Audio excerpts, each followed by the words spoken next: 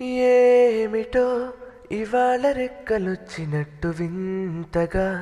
ఆకాశమంచు తాకుతున్న గుండెనే కొరుక్కు తిన్న కళ్ళు చూసినంతనే మనస్సు నవ్వే మొదటిసారి మార్పిది ఎడారి ఎండ మావి ఉప్పెనై ముంచెనే కలే కాదుగా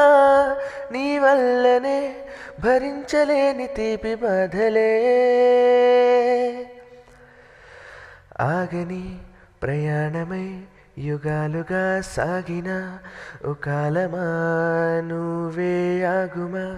తనే నా చింతనుండగా తరమకే ఓ దూరమా నువ్వే లేని నేనుగా లేనుగా